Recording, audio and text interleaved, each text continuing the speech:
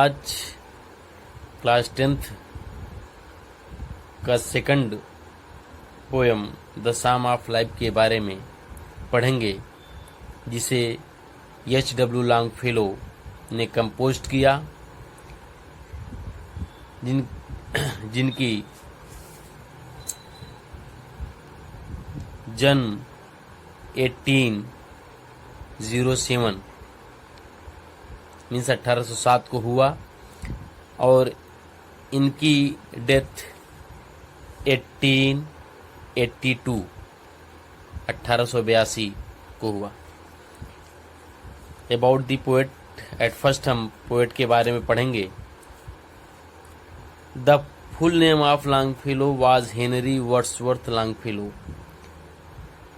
Longfellow का पूरा नाम हेनरी वर्ड्सवर्थ लॉन्गफेलो था। He was an American poet. वे एक अमेरिकन कवि थे। He was very famous in the world. वे विश्व में बहुत प्रसिद्ध हुए थे। He worked as a teacher of modern language at Harvard University. वे हार्वर्ड यूनिवर्सिटी के आधुनिक भाषा के शिक्षक के रूप में कार्य किए। Voices of the night was his first collection of poems. Voices of the night, रात की ध्वनियाँ, रात की आवाज़ें, was his first collection of his poems, उनकी कविता का पहली श्रृंखला थी। पब्लिश्ड इन 1839, जो 1839 में प्रकाशित हुई थी। It included the psalm of life. इसी में साम ऑफ लाइफ सम्मिलित था। His other works were poems on slavery. उनके अन्य कार्य थे poems on slavery, the Spanish student, belfry of Bruges, the golden legend, village blacksmith, etc. आदि इनकी अन्य कविताएं थी। इसके बाद हम देखते हैं central idea of the poem. The poem the psalm of life, published in 1838, is a celebration of life. Psalm of life कविता 1838 में जीवन के एक उत्सव में प्रकाशित हुई, या कह सकते हैं कि यह कविता साम ऑफ लाइफ 1838 में प्रकाशित हुई। यह एक जीवन का उत्सव था, या उत्सव है, या जीवन उत्सव है। An earnest effort to see life in the right spiritual perspective. An earnest effort, एक गंभीर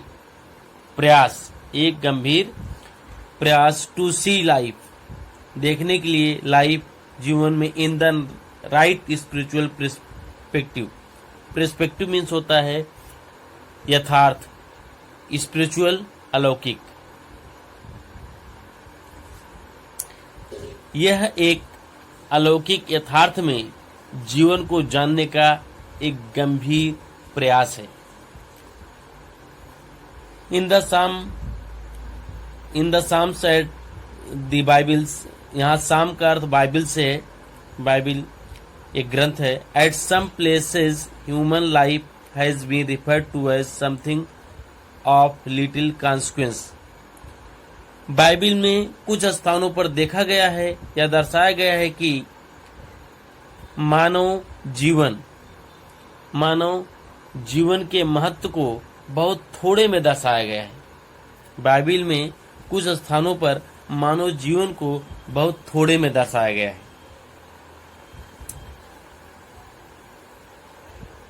the poet does not agree with this view of the psalmist. और इसलिए कवि जो है इन बाइबल ग्रंथ को लिखने वाले, या कह सकते हो कि भजनकारों से सहमत नहीं होता है।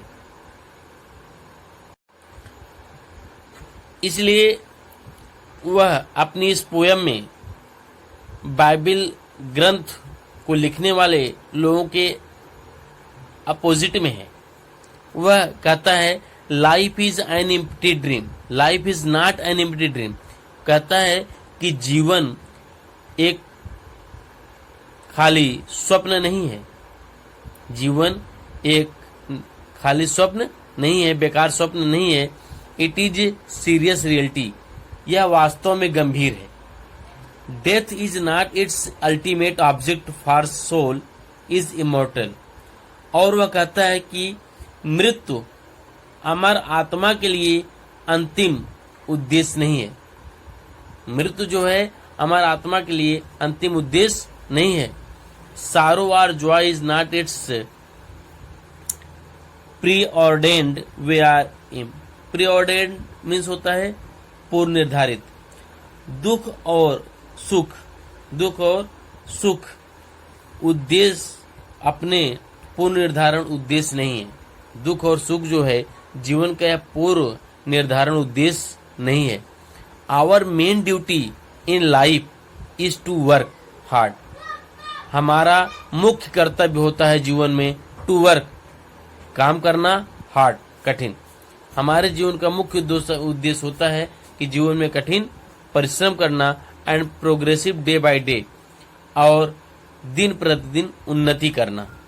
In this short and temporary camp means होता है शिविर ऑफ लाइफ, जीवन के इस अस्थायी शिविर में we should face the circumstances of life. हमें जीवन की परिस्थितियों का सामना करना चाहिए एज ए हीरो, बहादुर की तरह। उनका मानना है कि इस अस्थायी शिविर में अर्थात इस अस्थायी जीवन में हमें जीवन की परिस्थितियों का सामना करना चाहिए बहादुर की तरह। And not be driven this way और that way them like helpless cattle. अथवा हमें भागना नहीं चाहिए या असहाय जानवरों की तरह नहीं बनना चाहिए जो कुछ भी न कर सकें। We should give up idleness. हमें आलस छोड़ देना चाहिए and start working hard to achieve success after success. और सफलता पर सफलता प्राप्त करने के लिए हमें कठिन परिश्रम करना शुरू कर देना चाहिए। We should learn to labour. हमें सीखना चाहिए परिश्रम करना, हार्ड, कठिन। हमें कठिन परिश्रम करना सीखना चाहिए and wait for the result. और परिश्रम के लिए प्रतीक्षा करना सीखना चाहिए। यह आपका सेंट्रल आइडिया था। अब पोएम के बारे में हम लोग पढ़ते हैं। Life is real, life is earnest and the grave is not its goal. कवि कहता है कि जीवन वास्तविक है, जीवन गंभीर है। कवि जीवन को एक बेकार या निरर्थक नहीं मानता है। उसका कहना है कि जीवन वास्तविक और गंभीर है। And the grave is not its goal. और वह कहता है कि जीवन का उद्देश्य केवल मृत्यु को प्राप्त करना नहीं है। जीवन का उद्देश्य केवल मृत्यु को प्राप्त करना नहीं है, अर्थात मरना ही जीवन का एकमात्र उद्देश्य नहीं होता है, बल्कि इस जीवन में संघर्ष करना महत्वपूर्ण होता है। Dust thou art to dust returns. ये सच है कि तुम सभी लोग मिट्टी से बने हो और मिट्टी में मिल जाओगे। अर्थात इस संसार में जन्म लिया है तो मृत्यु निश्चित है, ये सच है। Is not spoken of the soul. लेकिन यह बात आत्मा के लिए नहीं कही गई है, क्योंकि आत्मा अमर होती है। आत्मा के लिए ये बात नहीं कही गई है। Not enjoyment and not sorrow is our destined in our way. और कभी कहता है कि जीवन का उद्देश्य केवल सुख ही प्राप्त करना नहीं होता या केवल दुख ही प्राप्त करना नहीं होता है। जीवन का उद्देश्य केवल सुख प्राप्त करना या दुख प्राप्त करना नहीं होता है। यह हमारा पूर्व निर्धारित उद्देश्य है। यह हमारा पूर्व निर्धारित उद्देश्य है, अर्थात हमारे जीवन का पूर्व निर्धारित उद्देश्य है जिससे हमें दुख और सुख प्राप्त होता है। But to act is tomorrow, लेकिन आप प्रत्येक कल के लिए काम करो। प्रत्येक एक्ट माने काम करना, लेकिन प्रत्येक कल के लिए काम करो। Find us further than today, ताकि आज की अपेक्षा कल बेहतर हो, अर्थात आज की अपेक्षा हमारा भविष्य अच्छा हो।